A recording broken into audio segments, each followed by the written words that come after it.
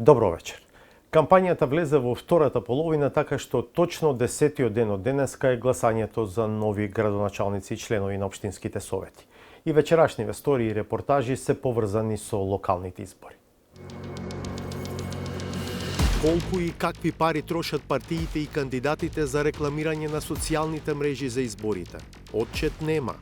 Треба да се регулира рекламирањето на социјалните мрежи, но пред се, преку усогласување на домашната регулатива со европската. Со неполни 30 години, тој е најмладиот претендент за градоначалник на Скопје на предстојните локални избори. Ние сметаме дека треба да се изгради издигната железница, тоест железница која е суспендирана на носечки столбови, која ќе биде над булеварите. Велосипедот му е заштитен знак, а зад неговата кандидатура стои граѓанската платформа Независни заедно. Професоре, да беше градот студент, каква оценка ќе му дадевте? Без размислување 5. За жал мора на поправен. На првиот круг од локалните избори закажан за 19 октомври, струмичани ќе можат да бираат меѓу 4 кандидати за градоначалник. Проблемот што го имавме со водоснабдувањето, со загаденоста на водата, тоа остана малку мистерија што точно се случи. Тоа да се расчисти ако може. Првата тема. За изборите да бидат фер, клучно е да има и фер правила на игра. Но што ако нема никакви правила? Тогаш што не е забрането е дозволено. Токму по тој принцип функционира се поприсутното платено политичко рекламирање на Google и на социјалните мрежи. Резултатот е големи потрошени суми, но без отчет. Александар Димитриевски. Како што се ближи денот на избори, така онлайн просторот забрзано се пополнува со платени политички реклами. Потрошивме малку време во редакцијата за да тестираме чии реклами најмногу ќе ни се појавуваат.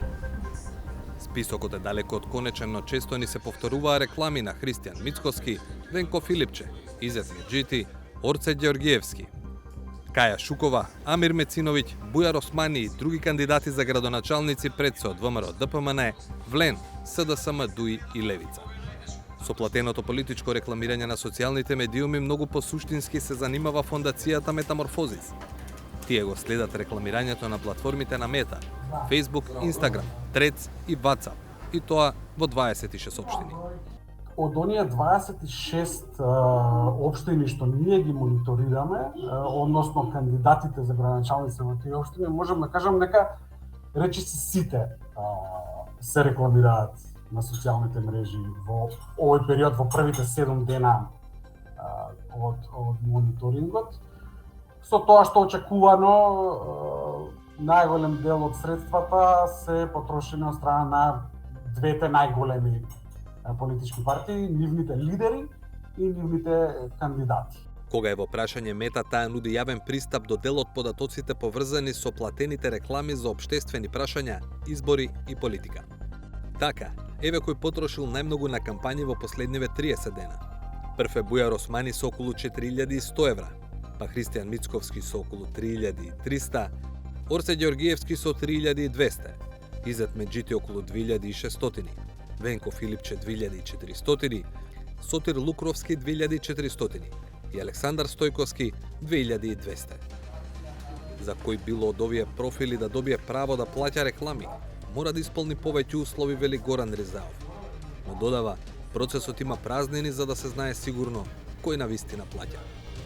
Мора да испратите потврда за вашиот идентитет, ако сте организација, исто така потврда за локација, каде е регистрирана организацијата, значи постои одредена процедура и има дисклеймер кој што мора да биде јавен на сите вакви политички реклами.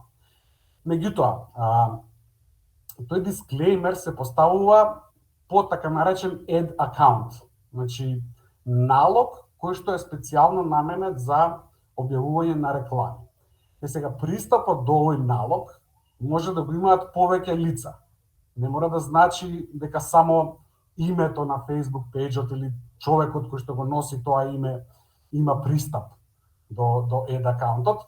Може да има пристап секој на кој што ќе му дадете пристап, може да има пристап маркетинг агенција и така натаму и така натаму. Така што не може точно да се определи кој ги трошел тие средства. Повторно, само заради тест, ги проверивме така наречените дисклеймери на дел од кандидатите. Например, кај кандидатот на ВМРО ДПМН за градоначалник на општина Карпош пишува дека е негов, но кај контактите стојат телефонскиот број и електронската адреса на Ивица Периќ, веќе познат пиар и маркетинг експерт кој работи во земјава околу една деценија. Исте случајот и со други кандидати. Кај премиерот Христијан Мицковски може да се види дека вкупно 14 луѓе имаат овластување да му менаџираат страницата. На лидерот на СДСМ 7. Се што кажавме дотука е важно поради една клучна причина. За разлика од рекламите на телевизиите, радијата, весниците и порталите, за социјалните медиуми нема никакви ограничувања. Ниту пак може независно да се провери од чиј джеб се парите со која е платена кампањата. Ова не е само новинарска забелешка. Еве што напиша ОПСЕ ОДИХР во конечниот извештај по локалните избори во 2021 година. Политичкото рекламирање со онлайн алатки како што се Google Ads и на социјалните мрежи не е субвенционирано ниту конкретно регулирано со националното законодавство. Додека политичките партии опсежно ги користеа социјалните мрежи во своите кампањи, недостатокот на транспарентност на ваквите алатки ја прави секоја значителна ревизија невозможна. Можните проблеми од недостаток на регулација се нотираат и во преодниот извештај на ОПСЕ ОДИХР за овие избори. Кампањата на социјалните мрежи не е експлицитно регулирана, но законот бара разликување и означување на сите форми на платено политичко рекламирање. Поголемиот дел од учесниците на изборите наведоа пред мисијата на ОДИХР дека делумно ќе се потпрат на социјалните мрежи при водењето на кампањата. Забелешките на ОПСЕ ОДИХР за платеното политичко рекламирање вообичаено влегуваат во корпусот на наоди за водењето и финансирањето на кампањите. Во 2023 година во Министерството за правда се формираше група за измени на изборниот законник за сите препораки на ОДИХР, вклучително и за темите традиционални и социјални медиуми. Беше изготвен нацрт текст, но тој никогаш не помина пред пратениците. Една од институциите која учествуваше во работната група беше Агенцијата за аудио и аудиовизуелни услуги.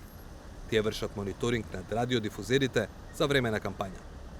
Оттаму ни објаснија дека групата експерти воопшто не се занимавала со платеното политичко рекламирање на социјалните медиуми. Единствениот предлог поврзан со темата бил: Работната група предложи да се дополни изборниот законник со забрана за носителите на функции за време на изборната кампања да ги користат институционалните и своите службени профили на социјалните мрежи за поддршка, промоција или дискредитација на учесници во избори. Независно од работата во работната група прашавме дали според агенцијата е потребно регулирање на платеното политичко рекламирање на социјалните мрежи.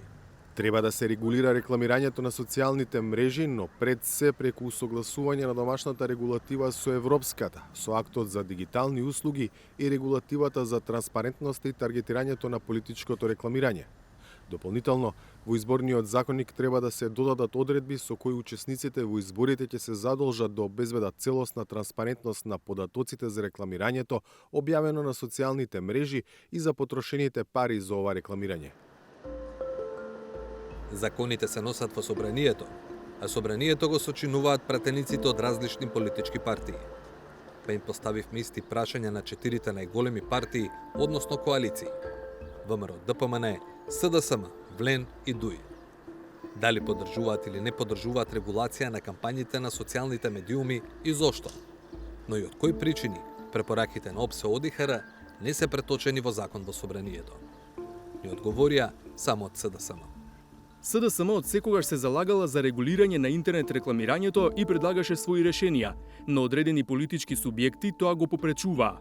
Во оваа насока секако дека СДСМ е подготвена да се придружи на сите иницијативи за надградба и дополнителна контрола на интернет рекламирањето, во интерес на транспарентноста, отчетноста и фер процесите, согласно препораките на ОПСЕ ОДИХР. Надградбата би требало да се однесува на јасни правила кои ќе овозможат: прецизна идентификација на платените политички содржини, јавен увид во изворот на финансирање, еднаков пристап и можности за мониторинг од страна на институции или независни организации. Единствениот чекор кој е направен во насока на некаква регулација на платеното политичко рекламирање на социјалните медиуми е координативното тело кое го следи однесувањето на политичарите, кандидатите, но и инфлуенсерите на интернет. На негово чело во моментов е Билјана Георгиевска, од позиција на директорка на Советот за етика во медиумите. Процесот функционира на тој начин што партиите доброволно потпишуваат кодекс.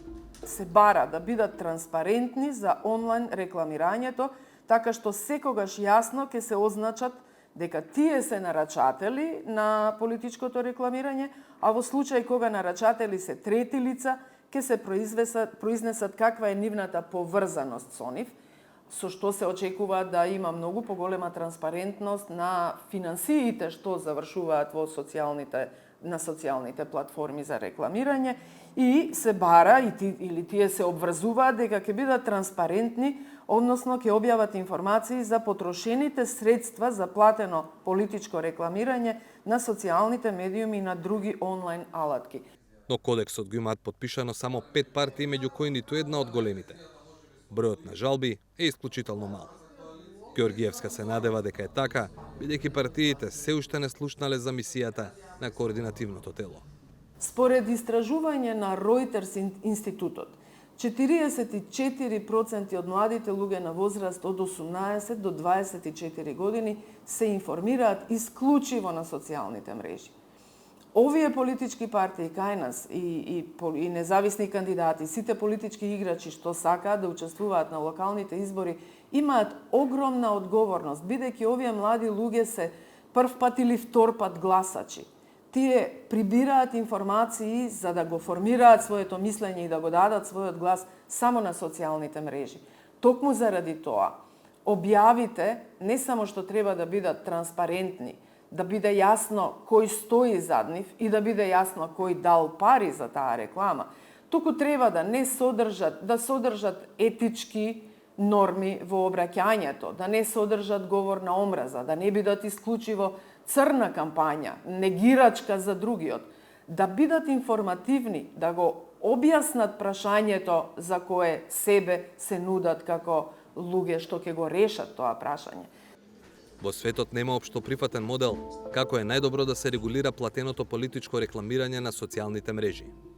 Заедницата кон која се стремиме, ЕУ, од неодамна реши да ги обврзе социјалните мрежи и другите слични платформи да обезбедат детални податоци, вклучувајќи за плаќањето и за целните групи во платените кампањи.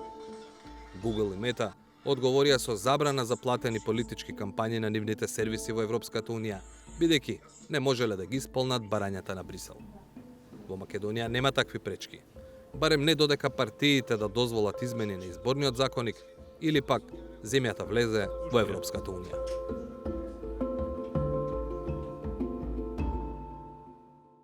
Во 360 степени продолжуваме со објавување портрети на кандидатите за градоначалник на Скопје, кои има рейтинг над 5% на анкетата на МРТ од средината на септември.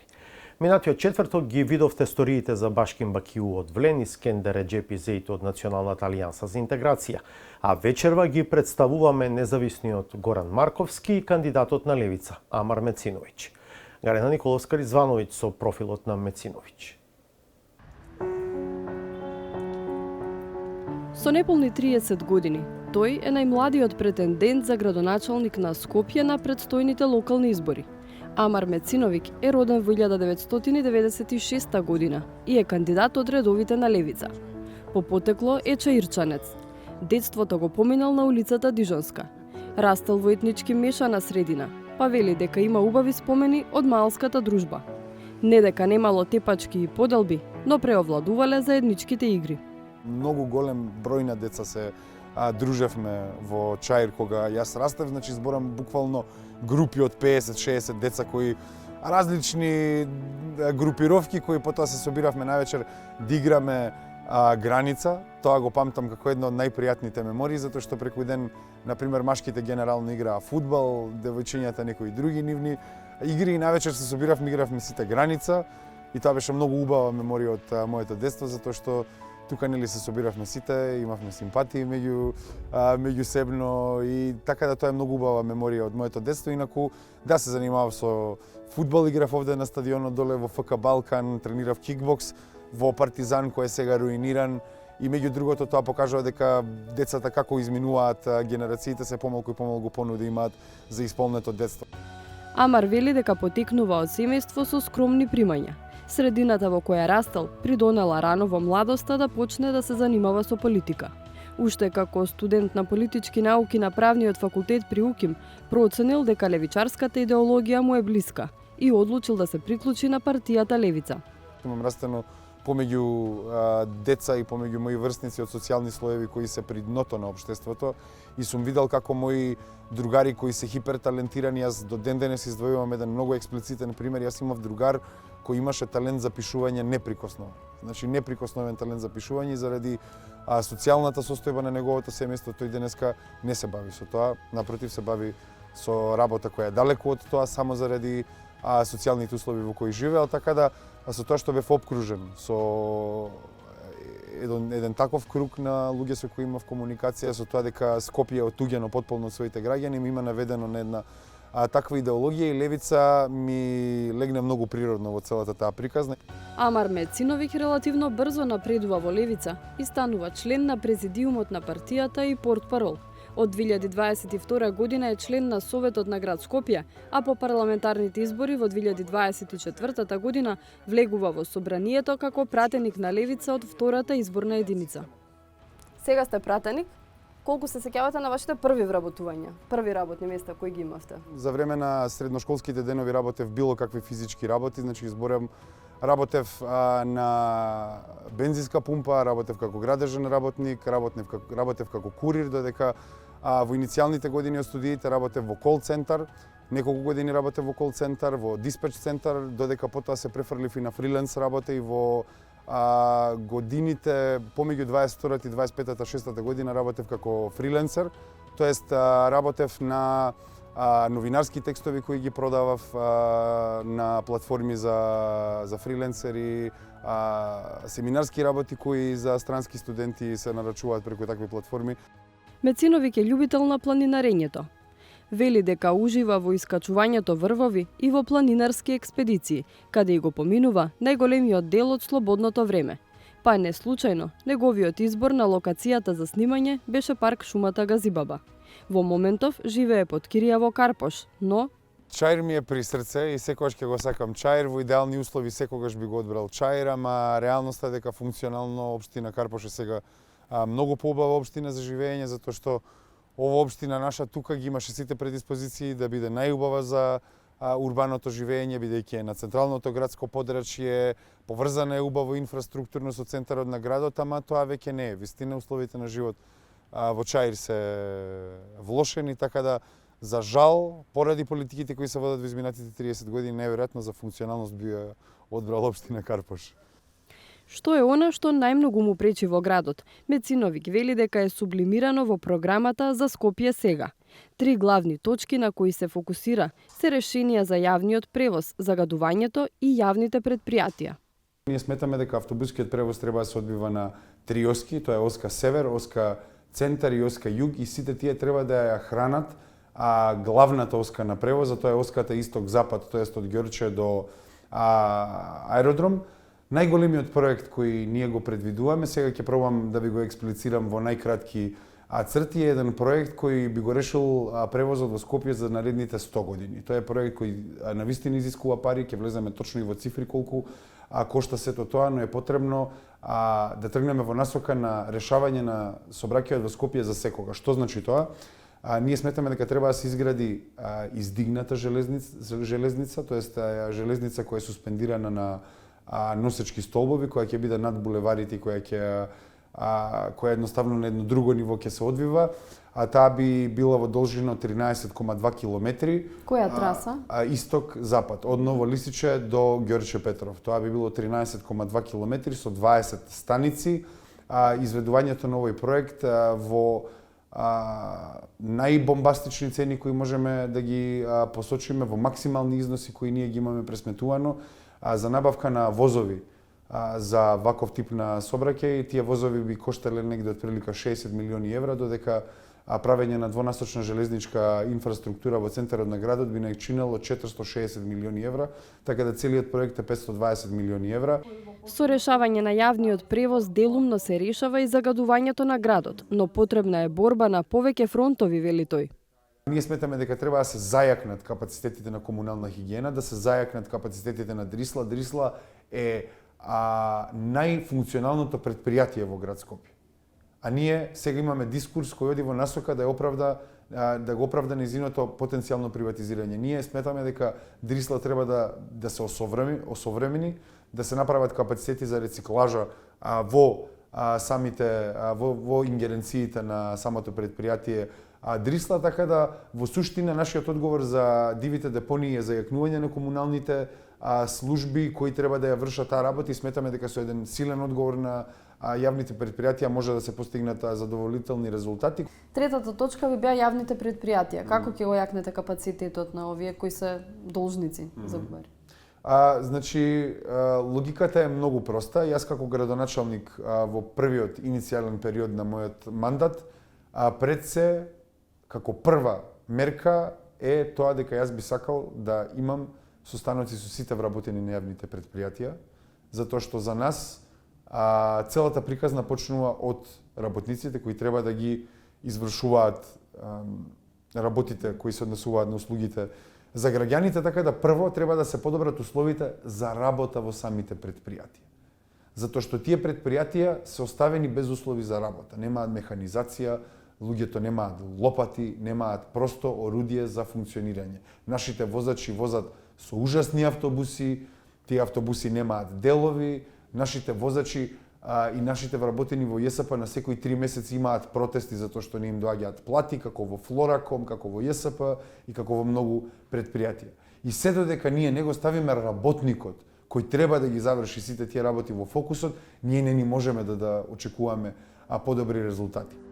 Мециновиќ во програмата ветува зголемување на капацитетите за водоснабдување, пречистителна станица, изградба на градски базен, саем, лунапарк, формирање јавно предпријатие за општествени станови, како и нова административна зграда на град Скопје. Изборната програма на Мециновиќ може да се отвори на веб страницата на Левица, а во скратена форма активистите ја доставуваат на терен на средби со граѓани. Еве ако биде Мециновиќ избран за градоначалник, што би му порачала? Да има почесто со граѓаните средба. Макар еднаш месечно да се има посебно закажано тој ден во сата, секој да си каже што има. Да го исчистат градот, што друго, тоа е. Ние тоа гледаме, за другото се е плюс. Тој е умно момче, го видов, изгледа вредно. Што да му порачам, си знае он, маките ги знае, да ги решава полека.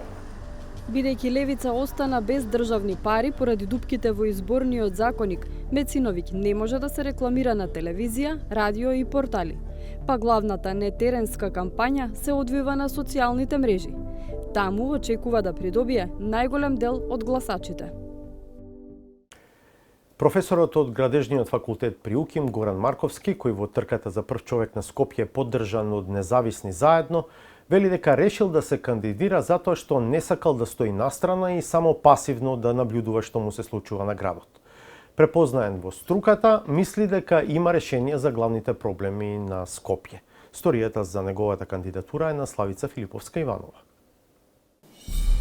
Овде, ако гледате некоја фигура на човек, силуета на човек, тоа сум јас пред извесен број години, кога го работевме НАТО проектот за санација на мостовите на Коридор 10, ова е еден од мостовите помеѓу Катланово и Верес. Професорот и декан на Градежен факултет Горан Марковски со години ги храни студентите, јавноста и државата со неговата експертиза – бетонски конструкции. Ова се тие кабли за претходно напрегање кои што се вградени во бетонската конструкција на мостот. И по децении професура, Марковски се одлучи за сосема поинаква кандидатура. И тоа? Независен кандидат за градоначалник на Скопје. Велосипедот му е заштитен знак, а зад неговата кандидатура стои граѓанската платформа Независни заедно. Води скромна кампања, а сепак уште на почетокот успеа да привлече внимание. Добар ден и од мене. Ако ваквите колосални суштества како што биле диносаурусите изумреле, исчезнале од ваквите промени на површината на земјата, што да очекуваме ние кои во споредба со нив сме како една ситна невидлива единка. роден е во Скопје. Во младоста бил активен кошаркар, а кајакарството му е пасија до денес. 2 години по дипломирањето работел како софтвер инженер во Лјубљана, пошто му се враќа на родниот крај. Моментално е редовен професор на катедрата за бетонски и дрвени конструкции и само што го заокружи мандатот како декан на матичниот факултет. Професоре, да беше градот студент, каква оценка ќе му дадевте? Без размислување 5.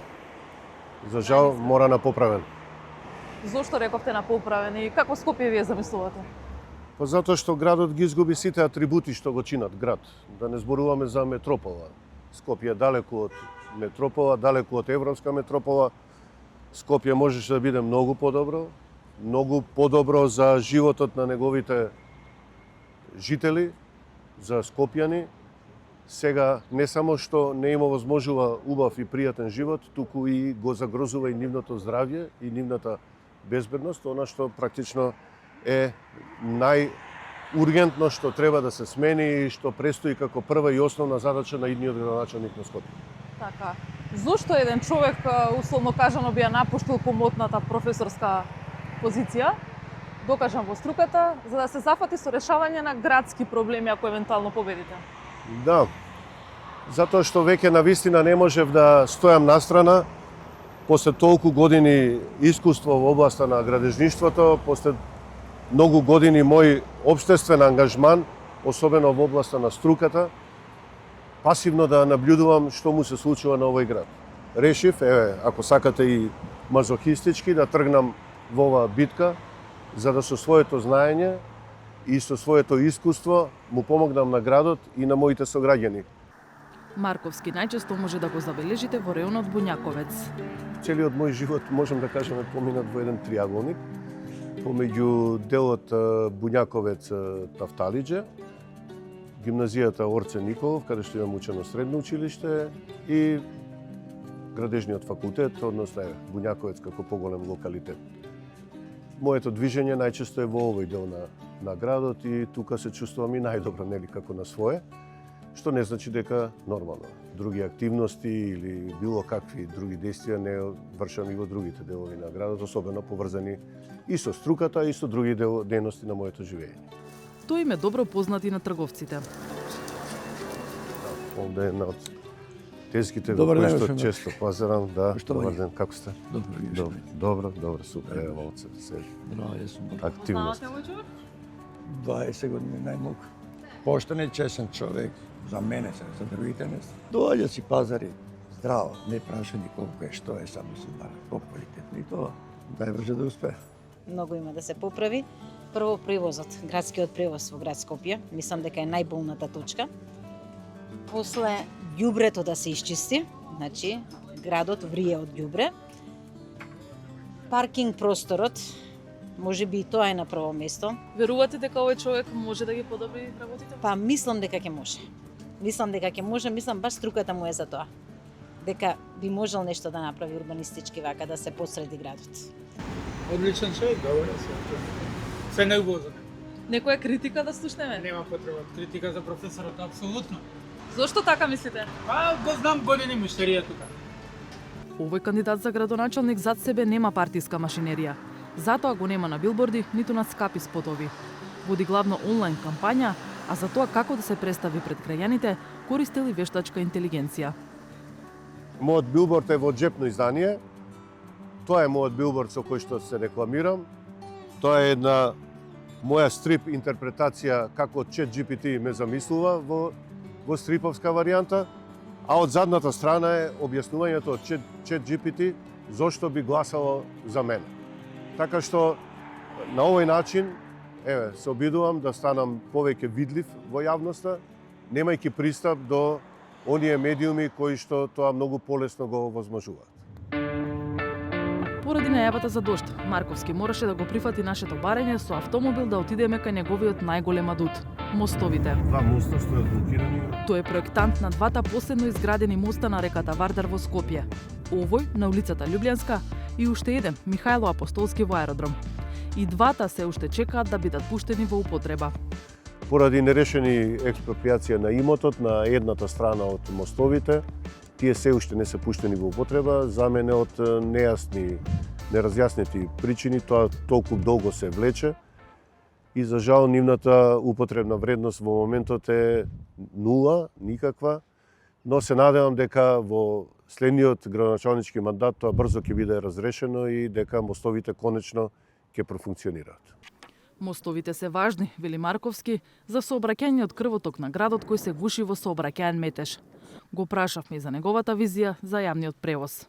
Единствен кандидат сум во однос на сообраќајот на Скопје, кој преферира да се дестимулира сообраќајот, односно користењето на патничките возила, а тоа може да се постигне со намалување на јавните паркинг простори, со намалување на проточноста на улиците, односно особено големите булевари, што истовремено ќе придонеси за поголема безбедност на учесниците во сообраќајот, ќе го намали загадувањето, но паралелно со тоа треба да се понуди квалитетен јавен сообраќај, кој што ќе биде алтернатива за патничките возила. Што значи квалитетен јавен превоз? Тоа значи предвидлив превоз. Прво, на електричен погон, да не врши никакво загадување на воздухот, кој и онака ни е загаден, да биде предвидлив, точно се знае распоредот на возниот ред, и да биде на соодветно ниво, значи чисто, уредено, климатизирано и така натаму. Во тој Каде случај би го сместиле во овој сообраќајен теснец? не е лесно, секако, меѓутоа со добра организација на линиите може да се искористат широките булевари како примарна сообраќајна линија за Скопје, а попречно на нив да се воведат помали автобуси или минибуси кои граѓаните од тие населби ќе ги носат до примарниот линиски сообраќај. Мислам дека на тој начин, заедно со воведување на електрични такси возила, исклучиво електрични такси возила, кои би користеле субвенционирана електрична енергија за полнење на своите батерии, ќе имаат прифатливи цени и на тој начин ќе ги релаксираат скопјани од задолжително користење на своите возила. Освен сообраќајниот колапс, градот се почесто и во комунален колапс, да речам. Да. Што предвидувате во овој сегмент? Нема друго решение освен селекција на отпадот. И тоа почнувајќи од нашите домови. И тука мораме да смениме навиката и тоа треба да биде на некој начин субвенционирано, да луѓето почувствуваат и финансиска полза од тоа, меѓутоа колку поселектиран отпад стигне до последната депонија, која и да е таа, толку полесно ќе се справиме со сметот. Не можеме во 21. век проблемот со сметот да го решаваме како во почетокот на 20. век. Но колку и да селектираме дома, отпадот на крај ќе заврши во иста депонија, на едно купче. Не смееме да имаме иста депонија. Значи, Што предвидувате во мораме тој дел? да направиме така наречена нова дрисла, современа дрисла, која што ќе го прифати селектираниот отпад, дел од него ќе го искористи за производство на енергија и сосема мал дел ќе биде на вистински отпад кој ќе мора да се остави со тек на време да се уништи. Дел од јавноста ви забележува на независните кандидати дека постоите само за да ги расцепкате гласовите на одредена политичка партија. Конкретно ќе бидам за вас, се вели дека се кандидирате за да го ослабнете СДСМ. Колку има вистина во ова? Па нема ни трунка вистина, дури како да кажам, ми делува малку и смешно сето тоа. И препорачувам да не се троши енергија во истражување со кого сум поврзан, не сум поврзан со никого. Поврзан сум само со градот и со желбата да помогнам со сето свое знаење и умење, со она искуство што го имам стекнато во текот на мојата работа, секако и знаење и желба да помогнам на моите сограѓани да тоа не доведе до еден поквалитетен живот. Жал ми е кога гледам Скопје во каква ситуација доаѓа, дека е далеку од еден вистински град, за метропола да не зборувам. Професоре, почна да врне. Каков символ е за вас дождот? Па вика дека е берикет, така што ќе видиме на 19 дали тоа ќе важи и во овој случај. Благодарам. Молам.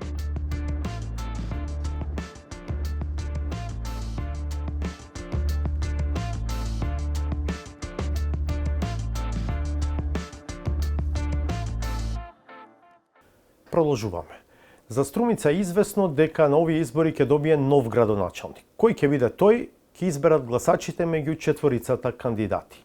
Од гласањето зависи дали Струмица ќе остане бастион на СДСМ или ќе добие локална власт од друга провениенција. За предизборието во овој град од Зоран Јовановски.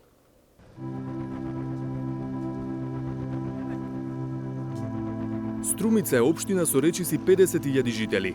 Ако се имаат предвид македонските стандарди за урбано живење, општинскиот центар остава впечаток на средено место. Дури и во неголемиот дневен метеж, улиците не се преоптоварени со сообраќај. Јавната хигиена е на завидно ниво. Барем дента кога снимавме, не забележавме преполнети контейнери. А наидовме на понекое улично куќе. Но струмичани имаат своји проблеми, кои не се видливи на прва. Проблемот што го имавме со водоснабдувањето, со загаденоста на водата, тоа остана малку мистерија што точно се случи. Еве тоа да се расчисти ако може. И да не се повторат такви работи. Стана една енигма, каква вода пиеме. Тоа не изненади. Некои од граѓаните со кои поразговаравме се пожалија на уште една состојба. Градот од еден прекрасен град ни стана град на старци, на стари лица. Младите ни заминаа. Ете и јас сум таков пример. 2 деца, двете сте на страна. Оние што се останати пак сакаат повеќе содржини.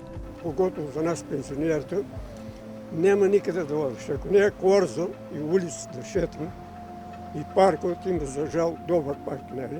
Што дека да одаме, ние дома ќе скиснеме, да кажем право. Затоа најмногу и минатите градочалци сега, не само за нас, за пенсионерите, и за мајите нема да одат, дека. Аби за нас нема. И за нас нема. Нема, да кажем, да има спортски надпред, да има такова, јас пенсионер, да има екскурзии, нели, да има пенсионерски домове. Други велат дека поминале многу време во исчекување подобар живот, но изгубиле надеж поради лошата економска состојба. Не може со тие луѓе навеќе. Нема ништо. Не може 35 години со се исти луѓе. Се исте, двете партии. Што треба? Да им се клајна народот да му даат таму за да купа за една чаша семки. Делови од Струмица имаат инфраструктурни недостатоци. Ова е улица Младинска, кога е суво, но кога врне... Тогаш изгледа како река. Ама во тој долниот дел, не во овој дел од градот. И тука, да, исто на раскрсницата. А зошто се поплавува? Зошто не е добра канализацијата, одводот од атмосферската вода. За сега имало ли обиди за некакво решение? Имаше обиди. Сегашниот градоначалник правеше таму некои реконструкции, но сепак не е доволно. Мислиме оти може ако сакат. Ако не сакат, ќе се тече секои избори кога ќе дојдат, ќе биде топ 1 на обично кога нели почнуваат да убејќат, она ќе биде топ 1, ако не го санират. Гласовите од турското мало се важна варијабла на сите избори во Струмица, иако неговите жители не сакаат посети од заинтересираните само пред избори. Ој кај мене да гледате, ни шпор имам, ни дрва имам. И после изборите дојде, ајде на кој ќе гласаш. Така не треба на време да ни гледат на нас. Во вакво расположение, градот на југоистокот од земјава во кој социјалдемократите ја имаат локалната власт цели 2 децении, ги дочекува предстојните избори.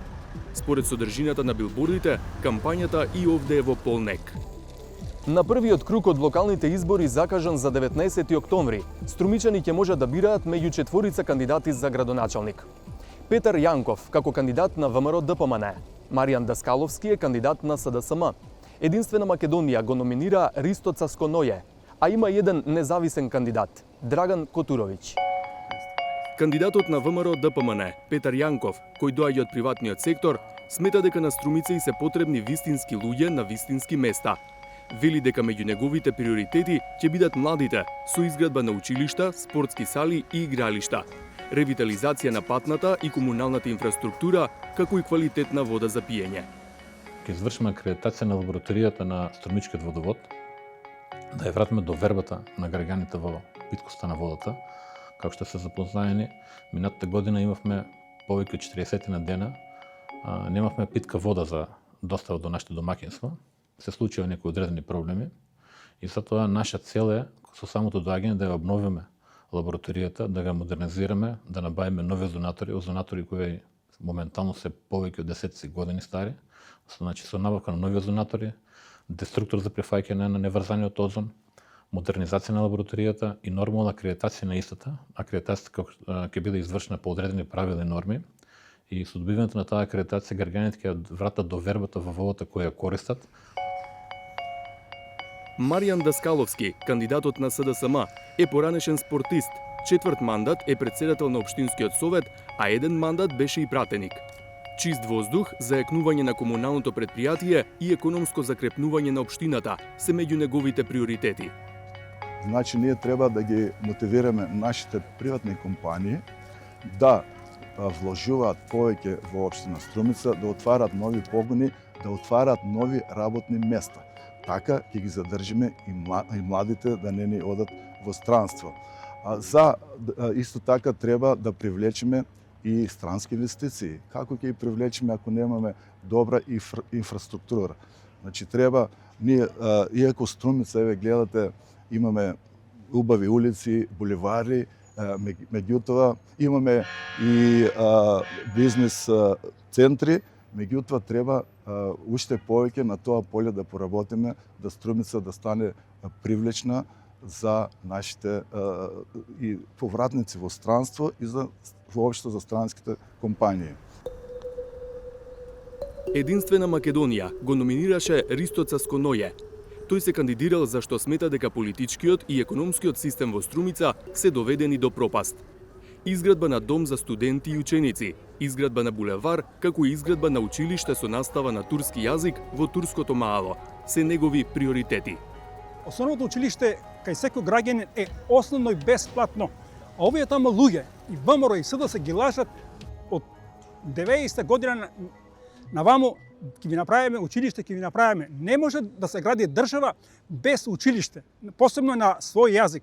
Бидејќи таму турското малцинство е навистина загрозено од самиот стандард на живење, затоа што нивните деца по некоја таму резонирање на нивните родители не ги пуша, а и самата држава како виновник не ги праќаат да учат децата во основно училиште. И сега ова училиште е навистина потребно да се изгради кај децата еден вака воспитно образовен дух да посакуваат да одат и во средно училиште.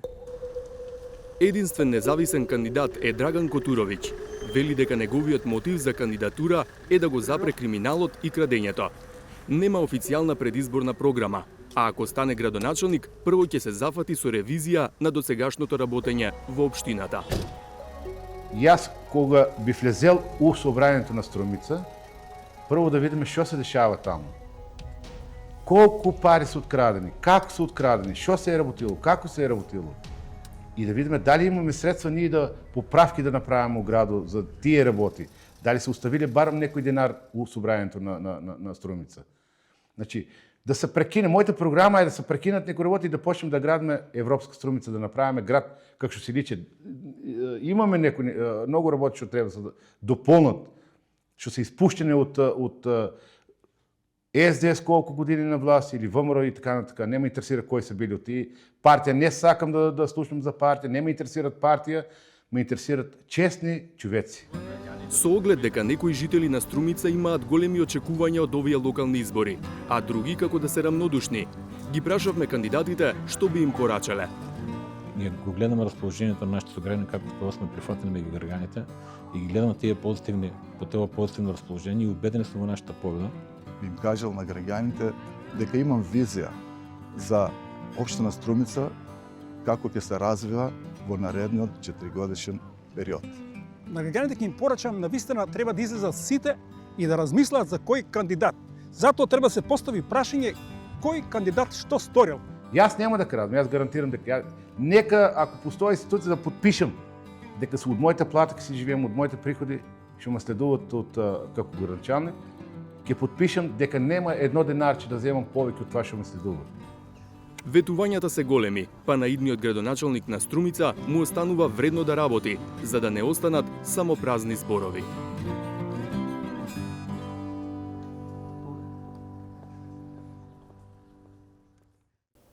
Финалето и во оваа емисија е за саботажата. Да видиме.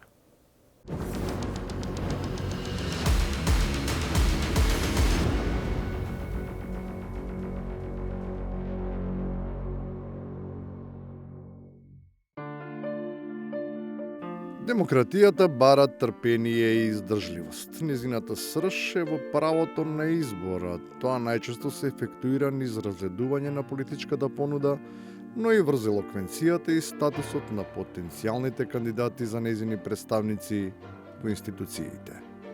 Ние сме огнот што ќе ја осветли темнината, разнајте. Ние сме бурата што ќе ја уништи неправдата и ќе донеси просперитет. Ние сме огнот што ќе го изгори секој ваш очај. Сега мора да одлучиме дали ќе се удавиме во темнина на очајот или ќе изгрееме ко сонцето на надежта. Веројатно на останатите им е криво што не негуваат ваков дух, па од немајкаде. Не за да се спротистават, туку колку да најдат забелешка за длабочината на проткаените мисли. Собирани зборови патуваат критика за невообичаениот настап. Во прав македонец, патриот, не треба да чита, него тоа да го зборува со неговото срце. Тоа што го цени го чита, го напишал некој друг. Инаку дискусијата е сериозна и мора да се внимава на речникот кој се користи. Сепак станува збор за луѓе кои имаат за цел да го предводат македонскиот Ерусалим. И тие добро и без да читаат треба да знаат што е рамнотежа, а што нерамнотежа. Вие во Охрид градите во град во кој што се иселуваат граѓани. Кои се луѓето што вие ќе ги вметните да живеат во тие згради? Зошто вие вршите етнички ребаланс на Охрид? Но понекогаш миграцијата може да придонесе за будење на интегритетот и за развој на рецензентската мисла. Па ако се очекувало како патриотски акт таа да биде на секој начин спречувана, изненадувачки се стимулира. Нема да ги спречиме да се исолува од Охрид, нека појда стран своите ко мене, нека поработа таму, па кога ќе се врата овде ќе бида жестоки поборници против корупцијата од ваквите ко овие до мене. Бидејќи сепак се работи за локални избори, а не за национална кампања, пригодно е да се потсети дека темите се сепак понепосредни и директно ги засегаат жителите на градот, но и гостите кои сакаат да го посетат. Го гасат луѓе светлото на нашата иднина. Да знаете, баравме сонце, искра не видовме. И сега станете луѓе, станете македонци против овие. Вашиот одговор каде има врската со плажите во Охрид? Ова се е поврзано со Македонија и со плажите. И на крајот, кога се сведува само на отсуство на каква била амбиција и идеја, освен на веќе видената изведба од истиот карактер. Да клаеме знаменце вака луѓе, да знаеме кој представува кого. Вака луѓе, јас и да умрам, да знаете нека живее мојата македонска нација. Демократијата е манџа во која се ставаат најразлични продукти и требаат и зачини, ама само додека не се покаже дека со некој не се дава нов квалитет, туку само и го расипува вкусот.